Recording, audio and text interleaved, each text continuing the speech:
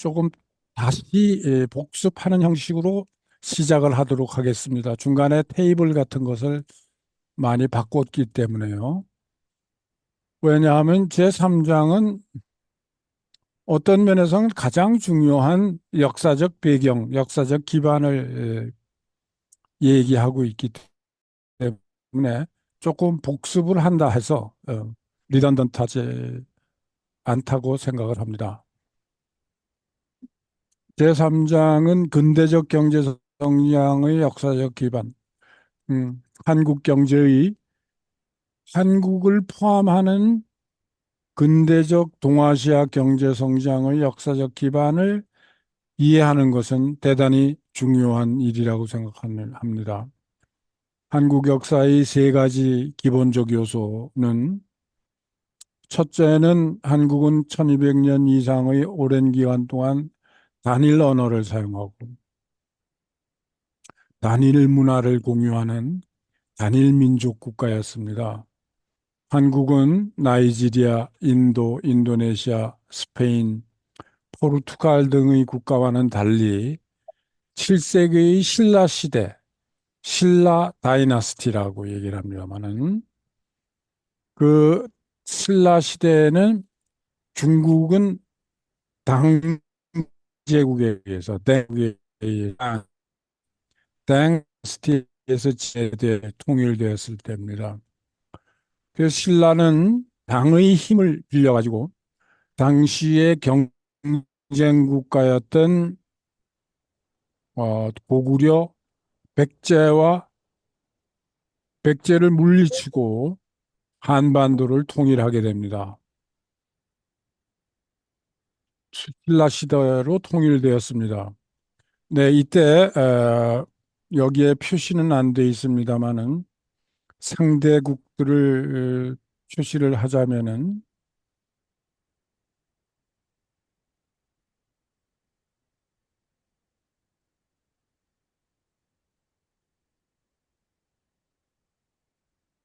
백제라는 나라가 있었고 고구려가 있었습니다.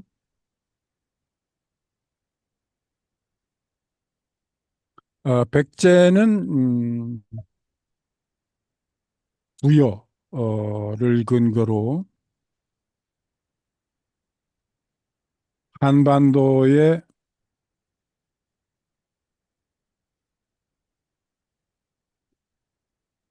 서남쪽을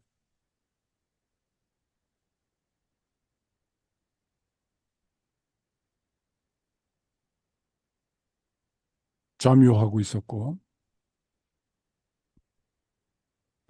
백제 문화는 나중에 전부 일본으로 건너가게 됩니다. 일본 문화에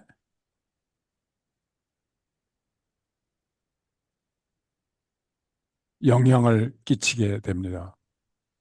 고구려는 오히려 만주 쪽이라고 생각을 하면서 여러분들이 기억을 하시면 좋겠습니다.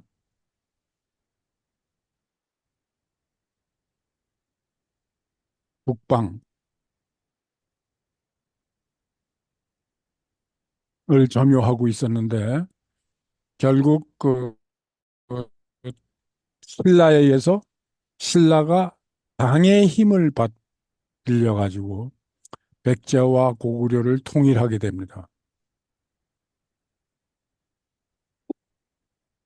이렇게 동아시아는 유교와 컨퓨시아니즘이라 그러죠. 교육에 대한 높은 관심을 역사적인 헤리티지로 가지게 됩니다. 역사적인 유산을 강의를 할 때 우리가 흔히 헤리티지라는 단어를 많이 쓰게 됩니다. 그것은 문화적 유산, 실물적인 뭐 탑이라든가 브릿지라든가 이런 건물 같은 것뿐만이 아니라 어떠한 눈에 보이지 않는 문화적 유산, 이거를 우리가 통틀어서 헤리티지라는 단어를 쓰게 됩니다. 한글로 인한 낮은 문맹률, 네, 전에도 얘기를 했습니다만, 킹 세종은 리 다이너스티 초기에 1500년대에 Phonetic Literacy Language called 한글을 창시하게 됩니다. 여러분들 Chinese language는 하늘을 가르친 천자는 사실은 한자가 하늘을 의미하는데 이거는 표의 문자입니다. 표의 문자라는 뜻은 한자 한자가 뜻을 캐리한다는 거죠. 그런데 반해서 하늘이라는 포음 문자, 다시 말하면 포네틱,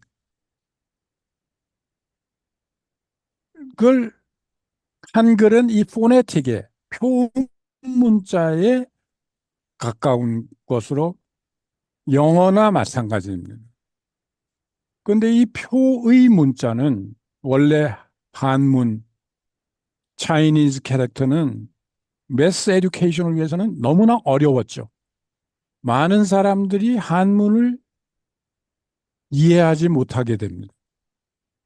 따라서 이 문맹률을 일리터러시 레이스를 낮추기 위해서는 어, 그 한글이 창시돼서 보급될 필요가 있었습니다. 한글은 말하는 것과 동일하게 글자로 표현하기 때문입니다. 그래서 이 한글이 많이 도움을 줘가지고 1945년에는 40%의 illiterate rate, 다시 말하면 문맹률을 가지고 있던 것을 1950년대, 60년대에는 굉장히 60% 이하로 문맹률을 낮추게 되고 결국 그 리레짐 이승만 대통령 하에서는 5% 이하로 문맹률을 낮추게 되는 그러한 대업적을 이제 한국 정부가 맞이하게 됩니다.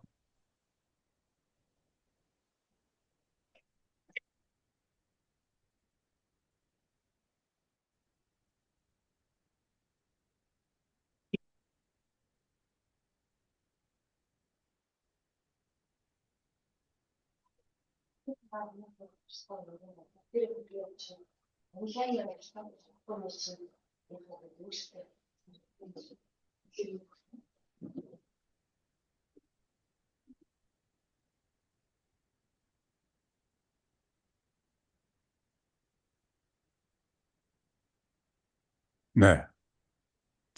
제가 조금 더 알기 쉽게 편집을 했습니다만은 이렇게 돼서 이제 주요 우리 주제는 한국의 경제, 사회 및 행정의 현대화, 또 위교제에서 서구와 미국의 제도, 가치, 절차를 지향하며 이에 맞춰 변화하는 것으로 정의되었습니다.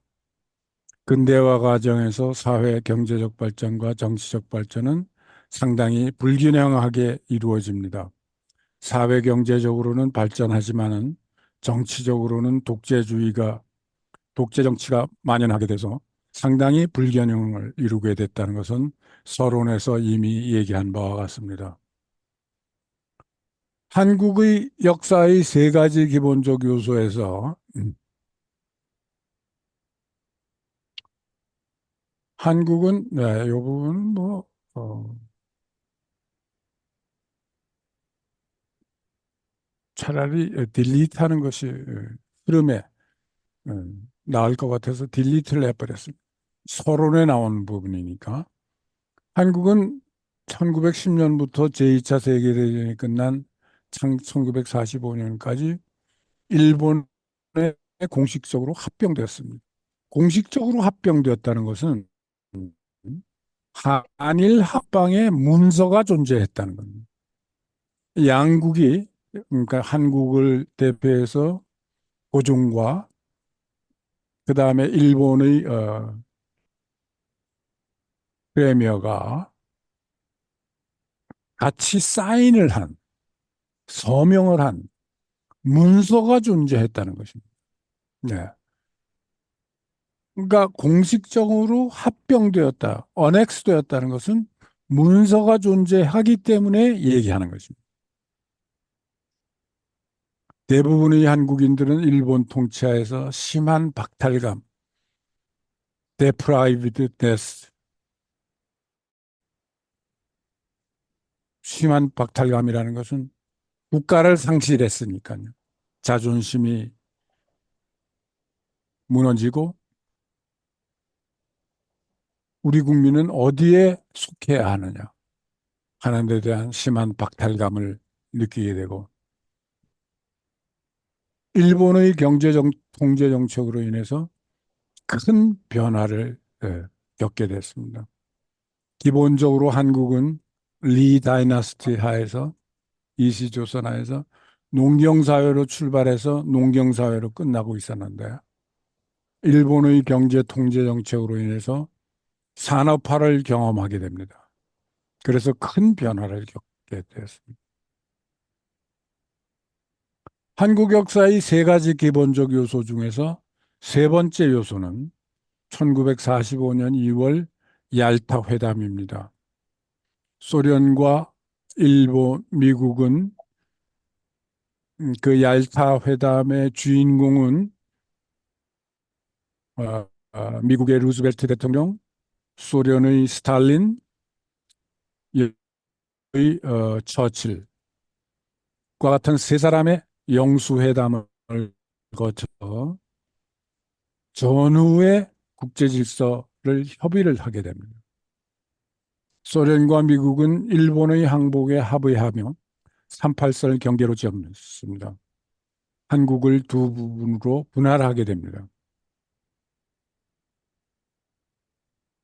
근대 경제 성장의 주요 특징은 1인당 소득의 상승입니다. 전통적이거나 후퇴하는 전근대 사회에서는 프리모던 컨벤셔널 소사이티에서는 1인당 소득의 상승을 경험하지 못하게 됩니다. 그래서 도쿠가와 일본 체제, 일본의 1600년에서 1868년 약 270년 동안의 일본의 사회는 정치적 통일과 상업의 급속한 발달, 도시화, 문해력 수준의 향상, 농업 생산성 증가로 일본이 먼저 굉장히 근대 사회로 발전하게 됩니다. 1000년 전의 근대 중국에서는 사실은 성인 남성의 3분의 1이 리터ate rate, 말은 문명률이, 글을 읽을 수 있는 비율이 3분의 1 정도는 글을 읽을 수 있었고 수십만 명 이상이 20년이 넘는 정규 교육과 개인 교습을 받았습니다. 굉장히 학식이 넘치는 것이 전근 중국이었습니다. 14세기에서 19세기의 인구는 6배 증가했습니다. 곡물 생산량도 굉장히 증가했습니다.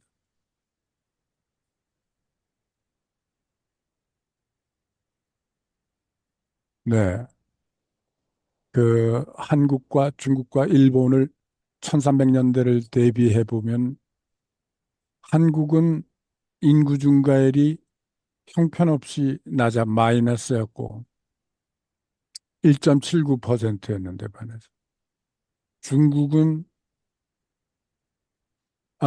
한국이 1917년 한일 합방 이후에나 1.79%였고 그 점에서는 인구 증가율이 아주 작았습니다. 그러나 중국은 1913년에서 53년 사이 0.76%의 인구 증가율이 66년에서 1872년에 디슨트한 그러니까 0.32%의 증가율을 가져. 그 이것이 일본의 증가율입니다. 인구 증가율. 중국의 증가율과 맞먹는 일본의 인구 증가율을 목도할 수가 있습니다. 그래서 한국이 중국이나 일본에 대비해서 형편없이 인구 증가율이 낮았다는 것은 인구 증가율은 꼭 생산력을 의미합니다. 생산력이라는 것은 이제 인구가 증가하려면은 먹여 살려야 되거든요. 생산을 했어도 먹고 살지를 못하면은 인구는 증가할 수가 없어요. 그렇죠? 따라서 인구 증가율은 곧 생산력의 증가율이라고 볼 수 있습니다. 중국이나 일본에 비해서 한국은 생산력이 인구 증가율이 형편없이 낮았다는 것을 우리가 알 수가 있습니다. 네,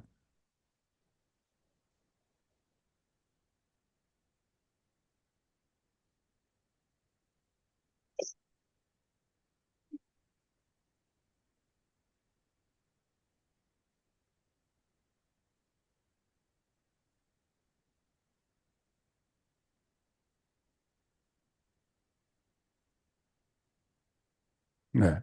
표를 제가 위로 올렸습니다. 아까 여기서 설명했듯이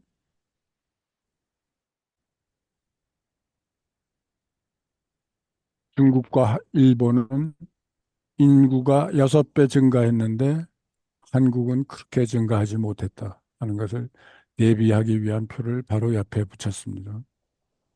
전통 한국의 경제사회 구조 중에서 일본은 19세기 후반, 중국은 1969년 이후 보편적 초등교육을 실시합니다. 보편적 초등교육은 영어로 여러분들이 단어를 기억할 필요가 있는데요. Primary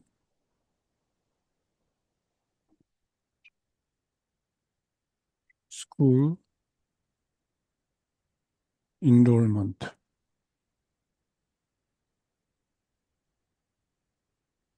Primary School이라는 것이 초등교육입니다. Primary 보편적이라면 unilateral이라고 붙입니다.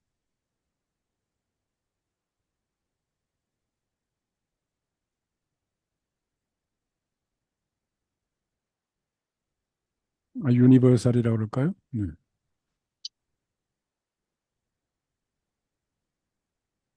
보편적 Primary School Enrollment Education.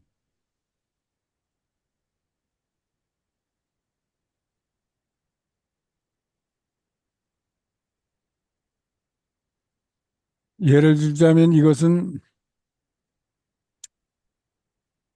6세에서 12세까지의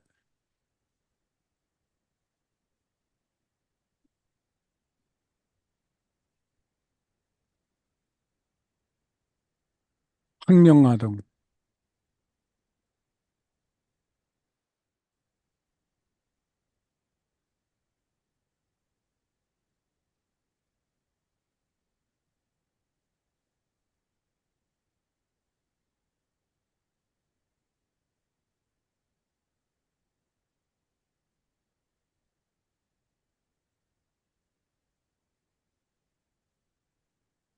학교 연령을 갖는 아동을 대상으로 교육을 한 보편적 초등교육이 일본은 19세기 후반에 이미 들어섰고 중국은 사회주의 혁명이 이루어진 1969년 이후에나 이루어졌습니다.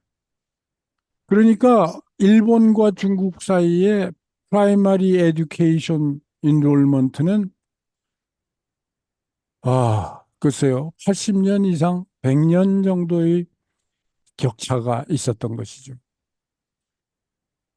근대 산업 운영을 위한 기술 훈련이라든가 동남아시아 및 아프리카 대비 상대적으로 강한 국내 상거래를 통제한다든가 정부기관 및 정치적 행위는 중국의 정치적 현실에 기초했습니다. 한국에서 또한 중요한 변화가 있었습니다. 교수님, 교수님, 전통 한국의 경제 사회 구조에서. 네. 아, 잘 안 아, 들립니까? 교수님, 네. 이거 삼장을 하시는 건데 일부러 다시 하시는 건가? 오늘 네. 사장을 하신 줄 알았더니 선장하고 계셔서 제가 좀 늦게 들어왔는데요, 교수님. 네. 제가 리뷰를 하고 있습니다. 네. 그리고요, 교수님, 네. 다음 몽골에서 이거 있거든요. 그 설날인데 네. 가서 이거 언제지? 화요일 날 네. 혹시 네. 교수님이 제 시간에 하시죠? 네. 근데 애들이 다 시골 애들이라 1시간 반 동안 하면 인터넷 아, 사전 때문에 혹시 30분이나 한 40분 정도 해주실 수 있으시나요? 그러면은 오늘 강의를 좀 일찍 끝내야 되는 모양이죠? 교수님이요? 네. 우리 입장은 오늘 아니고요. 다음 주 화요일 날 강의를 네. 교수님이 짧게 좀 해주셨으면 하거든요. 네. 3월 그거는 4일. 둘마 교수님 다음 주 화요일은 저한테 강의를 어떻게 했으면 좋겠다고 이메일로 알려주시면 감사하겠습니다. 교수님 그렇게 네. 하겠습니다. 네. 지금은 커뮤니케이션이 잘 안 됐으니까 예, 다음 주 화요일은 어떻게 강의를 하는 게 몇 시부터 몇 시까지 하는 게 좋겠다고 예, 메일로 좀 통지해 주시면 감사하겠습니다. 됐습니까? 예. 네. 네. 그래서 전통 한국의 경제 사회 구조를 한번 다시 살펴보면요. 13세기에 몽골의 침략이 있었습니다. 네, 이거는 몽골 인베이전 in the 13th century라 그래서 고려 시대 직전에 고려 시대에 걸쳐서 몽골의 침략이 있었고요. 14세기부터 1910년까지는 뭐 한 500년 동안 리 다이너스티가 있었는데 그중에 가장 1590년대의 이벤트, 전쟁이 가장 큰 영향을 미치게 됩니다. 일본을 통일한 히데요시에 의해서 어, 임진 자파니즈 인베이전이라는 그 임진이라는 것은 특별한 해의 왕의 연호라고 생각할 수가 있습니다. 그것이 임진해에 일본이 대거 침략을 했기 때문에 임진왜란이라는 것을 겪게 되고 결국 그 일본은 그러니까 명이라고도 하고 중국의 명을 침략하기 위해서 히데요시가 일본의 침략을 감행하게 됩니다. 그런데 한국 조선의 고종 조선은 미에게 그러니까 이 다리를 놔달라. 다시 말하면 도로를 양보해라. 명을 치겠다 하는 일본의 요구를 수용할 수가 없었습니다. 왜냐하면 당시 한국의 이조는 리 다이너스티는明의 속국이나 마찬가지였기 때문에 명의 얘기를 들을 수가 없었습니다. 그래서 결국은 명이 파병을 하고 그래서 일본을 물리치게 됩니다. 그랬을 때 제네럴 리순신이 한국의 명장이 해군 제독이 결국은 12척의 조그만 선단을 이끌고 일본 함대를 물리치게 되죠. 그래서 리순신, 여러분들이 서울에 오시면은 광화문 광장에 있는 제네럴 리순신의 스태츄, 그 조각을 보게 되는데, 상을 보게 되는데, 그래서 제네럴 리순신을 영국에서 스페인의 네발 함대를 물리친 넬슨 제독에 비유하죠. 그래서 제너럴 리순신은 한국에서는 최대의 영웅으로 간주를 하게 됩니다. 한국의 근대전 인구 증가율은 굉장히 낮았습니다. 1910년 한국의 인구는 결국 7, 8배 증가하게 되는데 그거는 일본이 한국을 점령함으로 해서 일본이 산업화를 시도하고 농업 생산을 획기적으로 증가시켜서 달성한 실적이기도 합니다. 그러나 경작지의 면적은 2배 또는 그 이하로 증가했습니다.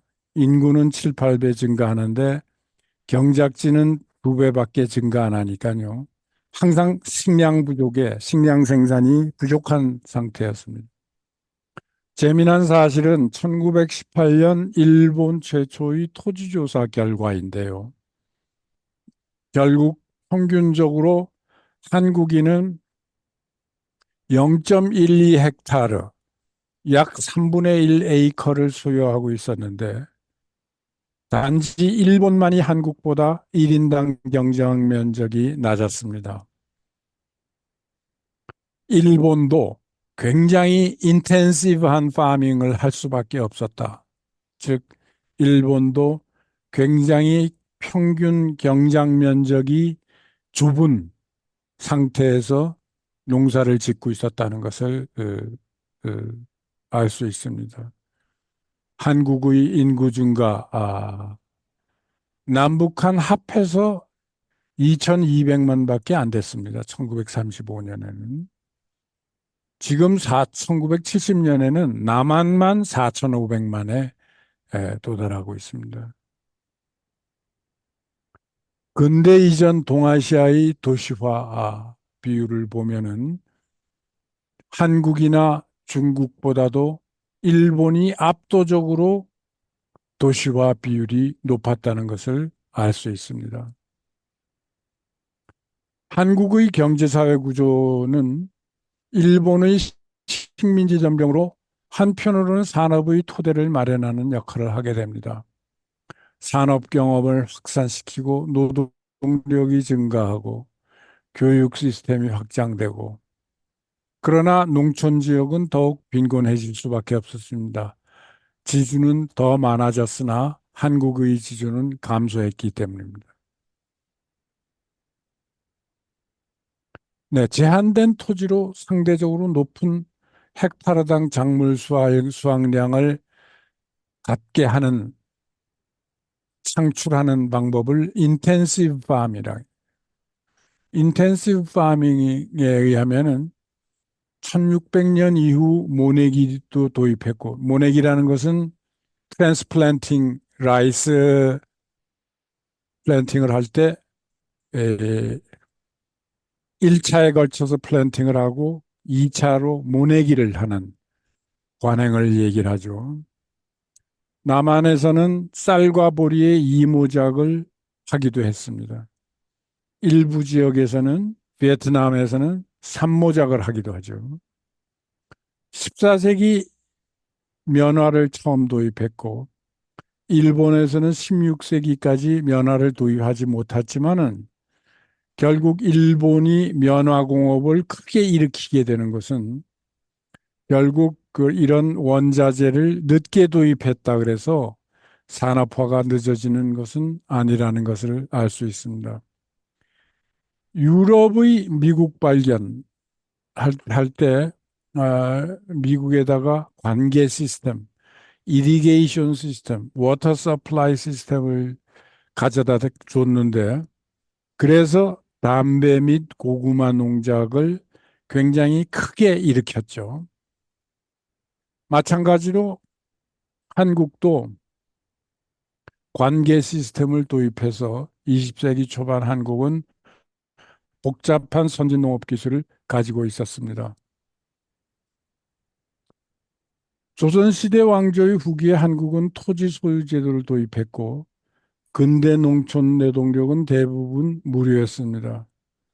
세 개의 계급이 있었는데 양반, 평민, 천민.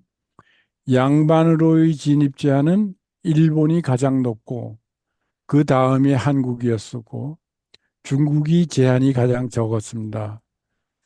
중국은 누구든지 시험만 패스하면은 천민에서 평민으로, 평민에서 양반으로 올라갈 수가 있었습니다. 근데 이렇게 소셜 모빌리티가 가장 제한적인 나라는 일본인데 일본은 아무리 시험을 보더라도 양반으로 올라갈 수가 없었습니다. 사무라이 계급으로 올라갈 수가 없었습니다. 그만큼 일본의 그 캐스트 제도, 다시 말하면 계급 제도가 스트릭트했다. 굉장히 아, 엄격했다는 것을 알 수가 있습니다.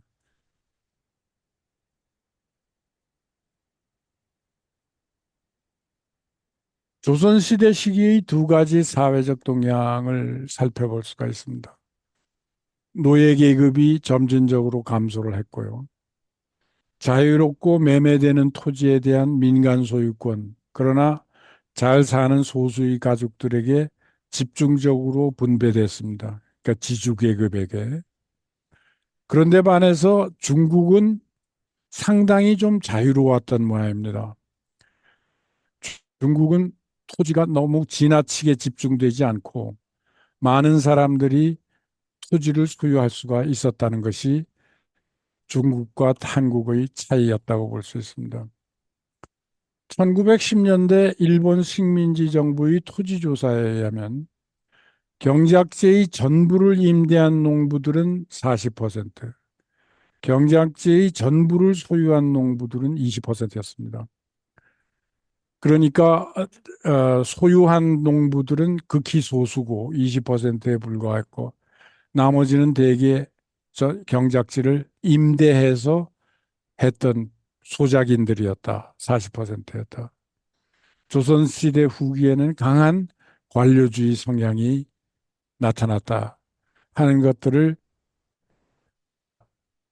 찡 있게 바라볼 수가 있습니다. 한국의 전제주의를 억제하는 두 번째 힘은 정부의 빈약한 재정 상태입니다. 서울에서 전체 생산의 2 내지 30%만 생산하고 GDP 대비 정부 자산은 한국은 2% 미만, 중국도 2% 미만, 독국가와 일본은 25%, 메이지 초기에는 12%. 그러니까 센트럴 가버먼트의 파워는 자판은 압도적으로 중국이나 한국보다도 컸다는 것입니다. 따라서 중앙행정부의 힘이 굉장히 막강했다는 것을 알 수 있습니다. 그렇죠? 중앙행정부의 힘이 막강했다는 것을 우리가 알 수가 있습니다. 상당한 도시 인구 규모가 상업망을 형성했고 정기적인 오일장이라든가 피프스 데이 마켓이라든가 몽골에서도 이 피프스 데이 마켓이 있었다는 것을 제가 듣고 있습니다마는 민간 상업의 확장을 통해서 여러 주화 호인 제도가 도입되기도 하고 다만 대외 무역은 정부 독점으로 한국은 중국에서 사절단을 받고 일본을 사절단을 보냈습니다. 한국의 상업은 18세기와 19세기에 더욱 발전했지만 중국과 일본의 비슷한 발전보다 훨씬 뒤처져 있었습니다. 중국과 일본은 한국을 제외한 다른 나라들은 타국으로 화폐를 송금한 금융 시스템을 갖고 있습니다. 중국과 같은 한국의 교육, 양반들이 관료가 되는 주요 경로였습니다. 17세기, 18세기에는 17 내지 32%의 관료가 지주의 가족이었습니다. 서면 방식의 의사소통 영어인 고전 중국어를 주로 가르쳤습니다. 1921년, 그러니까 한일 합방 이후에는 약 50만 명의 학생이 30만 개의 학교에 다녔습니다. 네, 서당이라는 것은 이제 일종의 빌리지 스쿨인데요. 이 서당은 당시 독립운동의 모체였습니다. 센터였습니다. 그래서 일본 정부는 헤어 커팅 임포즈드, 단발령을 내려가지고 서당에 다니는 학생들은 머리를 닦고 머리를 삭발하지 않았기 때문에 그들과 구분하기 위해서 모던 자파니즈 스쿨 시스템에서는 헤어 커팅을 임포즈하게 됩니다. 이렇게 이제 독립운동을 일본이 억압하게 되는 것이죠. 전통 한국의 경제사회 구조에서 우리가 기억할 것은 1840년에 중국이 아편전쟁, 오피엄 워로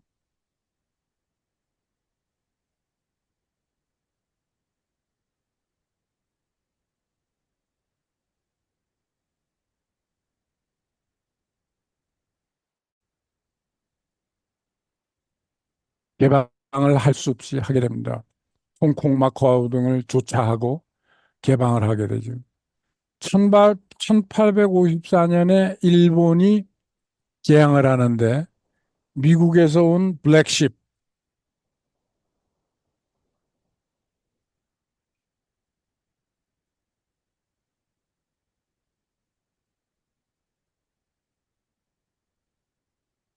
블랙십이 일본을 개항하게 하죠. 한국은 끝까지 저항하다가 일본보다도 20년 뒤에 강화조약으로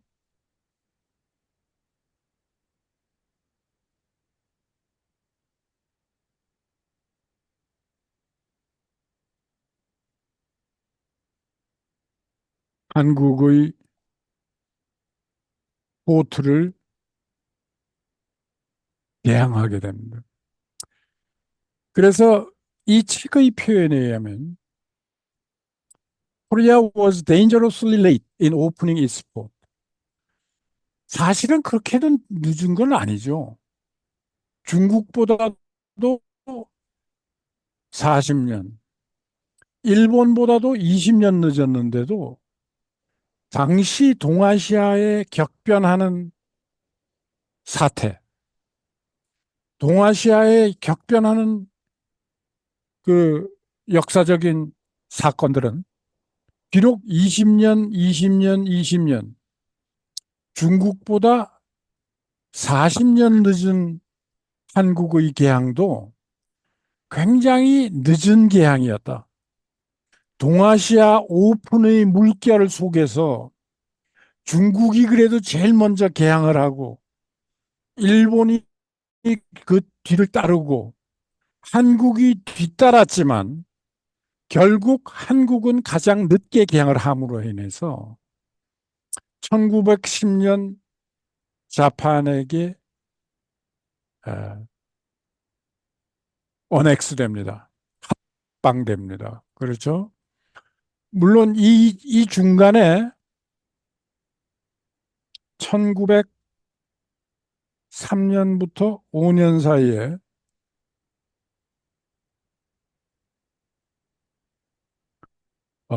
칭,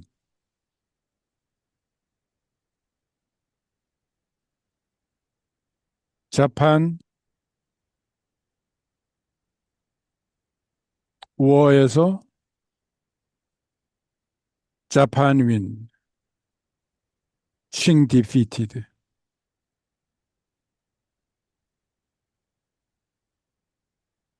네, 여러분들이 이 사실을 꼭 기억해야 되는데. 그리고 러시아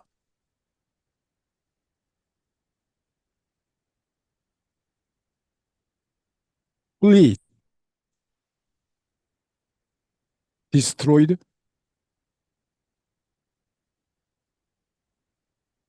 by Japanese 함대. Japan fleet. Therefore, 동아시아는 러시아도 일본에 지고 칭도 일본에 지게 됩니다. 베이컴 상태가 되는 거예요. 다시 말하면 동아시아는 일본의 지배에 들어갈 수밖에 없게 됩니다. By early 1910. 따라서 일본은 한 콜로니로 수하게 됩니다. 이것이 전부 러시아나 친이 일본을 견제하지 못한 결과입니다. 굉장히 중요한 결과죠. 네, 조선시대 세종대왕이 한글을 발명하고 1930년대 문맹 퇴치 설문조사에 의하면 농촌 가정의 20% 미만만이 문맹이었고 80%는 글을 읽을 줄 알았다는 것이죠. 중국과 일본에 비해 국가의 극단적인 고립이 있었습니다. 네, 아까 보다시피 중국보다도 40년 늦게 포트 오프닝을 할 정도였으니까요. 16세기, 17세기 동아시아 동남아 국가는 대부분 직접 또는 간접적인 식민 통치하에 놓이게 됩니다. 1839, 1842년 아편 전쟁, 칭 다이너스티의 오, 오피엄 트레이드를 종료시킨 후 중국은 무역사절단들과 다른 외국인들을 받아들여야 했습니다. 홍콩, 마카오, 롱텀 리스 테리토리, 조차 지역이 생기게 되고 차이나는 포스트 오프닝, 강제로 개항을 하게 됩니다. 1854년에 페리 검은 배가 페리 블랙쉽들이 구로 푸네라고 얘기를 하죠. 구로는 블랙을 말하고 푸네는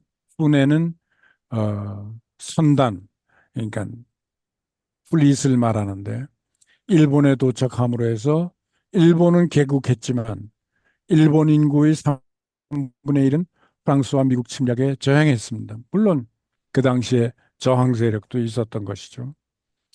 Korea opened its port in 1975 by Korea-Japan Treaty, 강화 아일랜드 트리티, dangerously late. 얘는 아까 얘기했던 것을 그대로 반영시킨 것입니다. 한국은 마침내 1876년에 서방 세계에 개방이 됩니다.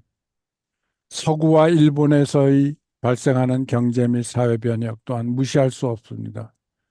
한국 정부의 재정적 자원이 너무 약하였습니다.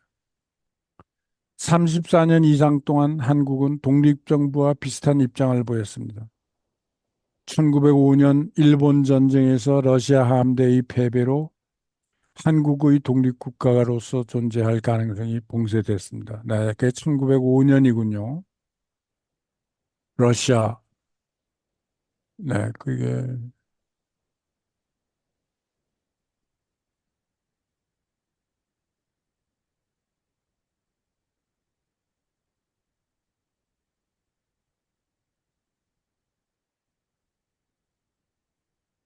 네, 1905년이 여러분들 기억해 둬야 될 게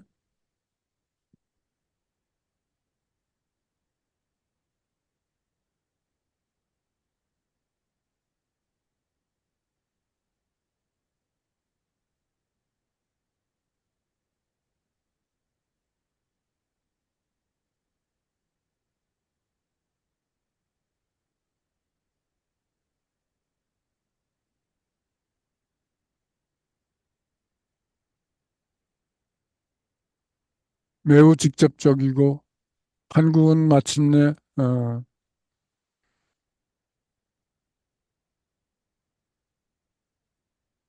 강화도 조약으로 오픈하게 되는데 마침내 1876년에 세계에 개방이 되고 34년 이상 동안 한국은 독립정부와 비슷한 입장을 보였습니다. 콜로니로서 그냥 병합된 식민지로서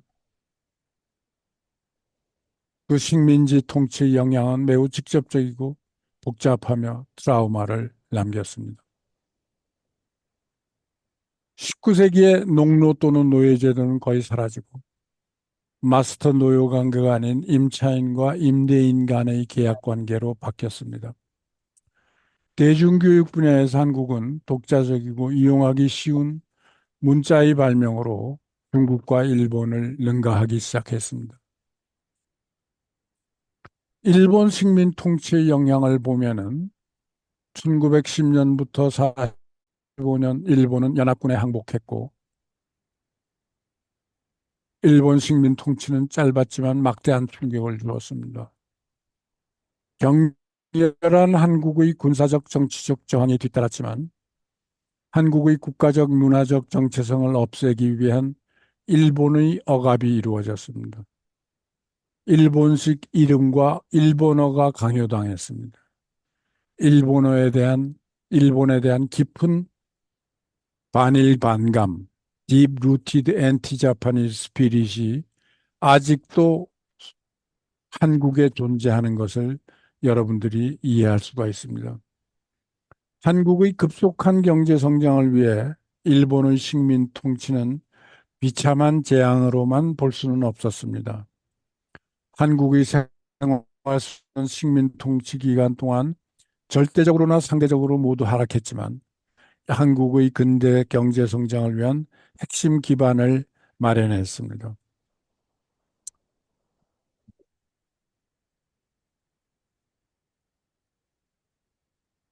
식민지 기간의 경제 성장을 살펴보면은 일본 정부의 일반 경제 성장은 1910년 45년 사이에 상당히 높았습니다. 일본이 전 세계적으로 굉장히 빨리 성장하는 나라였다는 거죠.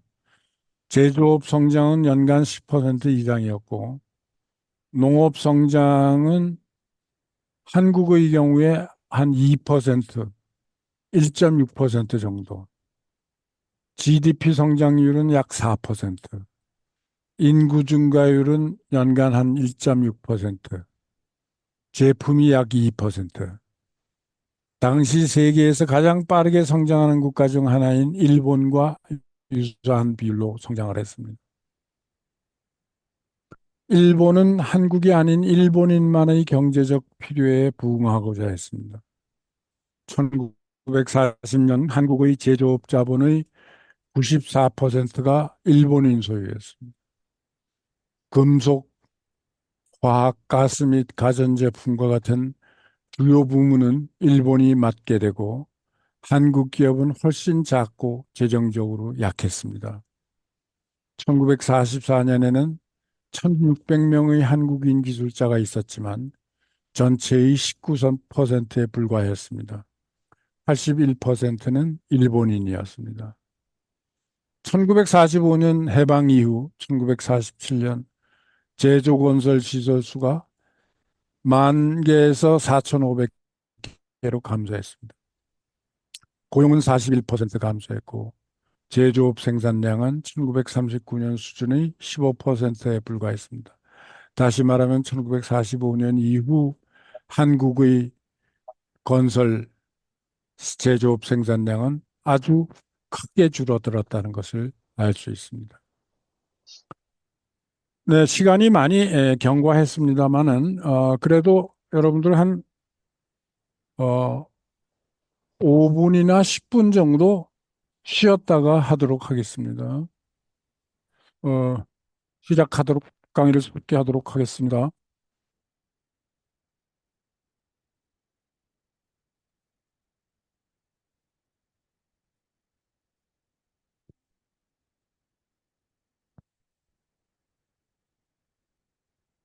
1945년 10년부터 45년까지 일제 식민지 하에서 교육 피라미드는 축소되었지만 사라지지 않았습니다. 고등학생은 수만 명, 대학생은 수천 명이지만 입시에서는 차별이 존재했습니다. 교육 피라미드라는 것은 말하자면 피라미드처럼 고등교육에는 적은 사람이 있고 초등교육에는 많은 사람이 있는 이런 삼각형의 구조를 교육 피라미드라고 얘기를 합니다. 제도적 발전은 근대 금융체제인 정부 재정, 부산, 서울, 만주, 유럽 간 철도, 일본의 쌀 수요를 충족하기 위한 쌀 수출 시설의 확장 등을 얘기할 수 있습니다. 그러나 한국의 화폐 및 금융 시스템은 1910년 체제로 돌아갔고 삼림이 많이 벌채됐습니다. 그 이유는 1945년 이후에 연료 부족 사태 때문에 삼림을 많이 벌채하게 되죠. 그러나 긍정적인 변혁 또한 도입됐습니다. 농촌 확장 시스템이 있었고 우조선은행에서 한국은행으로 변화와 기타 농업 및 산업을 위한 특별은행, 스페셜뱅크가 존재하게 됐죠. 개설이 되게 됐죠. 연세대와 고려대학교와 같은 사립대학이 발전하고 서울대학의 학문적 우수성이 계속 유지됐습니다. 한국은 저렴한 쌀의 원산지이며 일본의 잉여 인구를 위한 한국 쌀의 이 시작됐습니다. 토지조사 및 모든 공공토지를 인수하고 농부가 자가 소유한 토지에서 임대인이 소유한 토지와 임차인이 빌린 토지로의 꾸준한 전환이 이루어졌습니다. 토지를 소유하지 않은 농민 국가는 38%에서 55%로 증가했습니다. 임차인이 경작하는 토지의 약 17%는 일본인 소유주가 소유했습니다. 소득 분배 자료가 없지만 농촌 빈민층의 높은 빈곤도가 존재했다고 볼 수 있습니다. 1937년에 한국 농가의 절반이 1헥타르에 달하는 땅을 농지로 소유했는데 그중 많은 부분이 지주에 의해 소유되었습니다. 도시 임금은 감소에 영향을 받아서 WPI에 비해 노베 물가지수 상승에 비해 화폐 임금이 감소하는 바람에 화폐 임금은 262% 증가했는데 WPI는 물가는 315% 증가했으니까 실질 임금은 오히려 하락한 것이죠. 물가가 더 뛰어버렸으니까요. 화폐 임금보다도. 다시 말하면 여러분들이 벌어들이는 화폐 임금은 2.6배 증가하는 사이에 도매 물가 지수는 3.1배 증가하니까 실질 임금은 오히려 하락한 거나 마찬가지다. 1인당 국민소득의 꾸준한 상승에도 불구하고 일부 절반 이상의 소득은 절대적으로 감소하게 됐습니다.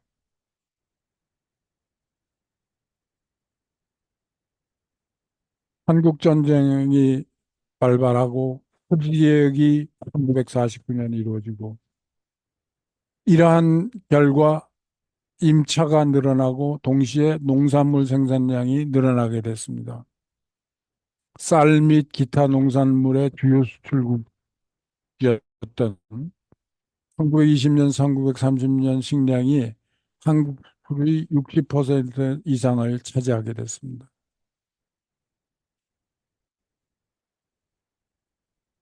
1925년부터 39년까지 한국의 총 쌀 생산량의 40%가 일본에 수출되었습니다.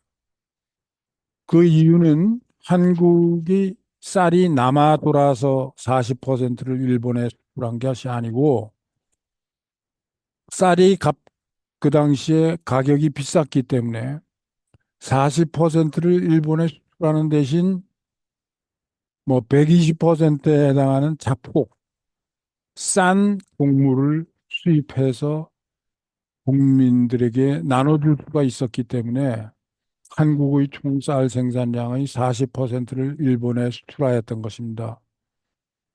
한국의 대외 무역 부문은 토지가 재분배될 때 붕괴된 농민들이 자신의 쌀을 집주인에게 주는 대신 자국의 쌀 대부분을 소비하기 시작한 불평등의 토대 위에 세워졌습니다.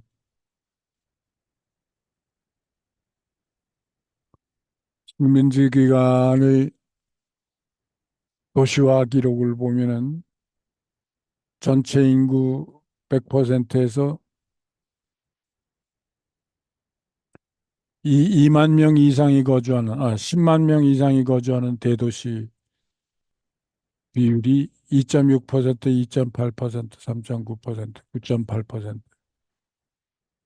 1941년에는 10명 중에 1명은 대도시에 살았다는 것을 나타내주죠. 급격한 식민지 기간의 도시화, 어바나이제이션을 볼 수가 있습니다. 상품 순가치 면에서 보면은 광업미 제조업이 꾸준히 늘어나서 연평균 성장률이 9.7%, 이 기간 동안, 식민지 기간 동안, 농림업은 2.3%. 그래서 광업 및 제조업이 굉장히 발달했다는 것을 알 수 있습니다. 1945년 이전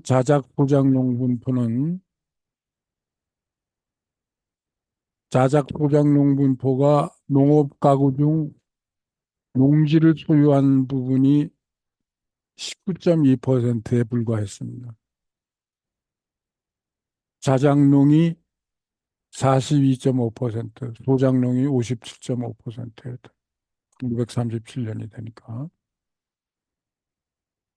식민지 시기는 한국을 불안정하게 만들었습니다. 일본 통치의 정치적 영향, 국가 운영에 대한 관리 경험이 없는 상태로 조선시대에 대한 불신과 일본의 독재 정치 시스템 속에서 뒤이어 국가가 분열되고 대부분의 광산과 생산량의 절반은 북한에 남았으며 많은 생명과 자원의 파괴가 뒤따라가야 됐습니다.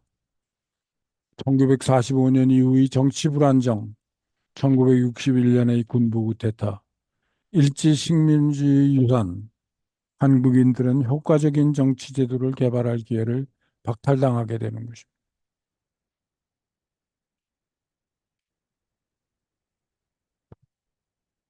완화되지 않은 재난, 경제가 둘러나리고 남한은 인구 3분의 1을 차지하고 농경지의 3분의 2, 경작지의 2분의 1을 차지했지만 북한은 대부분의 광산과 모든 제조의 생산량을 대부분의 전기를 가지고 있었습니다. 상당한 혼란이 있었지만 노동자와 기술자의 풀이 존재했고 남한은 생산 수출을 개발해야 했고 북한은 계속 광물 수출에 의존했습니다.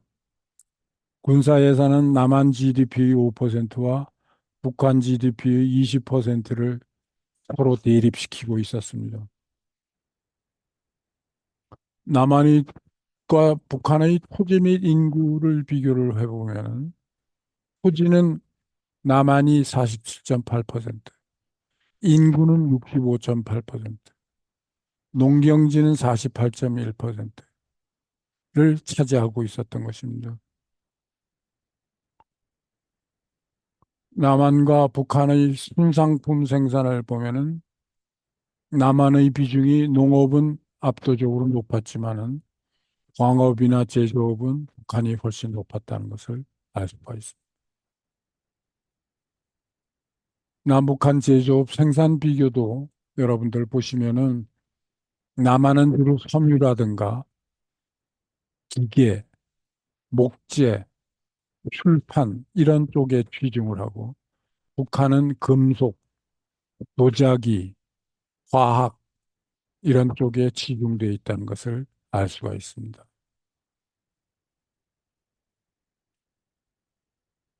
네, 이상과 같이 남북한 제조업 생산 비교라든가 농업 생산의 비교를 끝으로 여러분들 한국 경제의 전반적인 역사적인 개관, 역사적인 발전 과정을 리뷰를 했습니다. 다음 주부터는 훨씬 경제학적이고 한국 정부의 그 경제 발전 전략 그런 게 중에서 거시경제 발전에 대해서 공부하도록 하겠습니다. 다음 주에 여러분들 뵙겠습니다. 안녕히 계세요.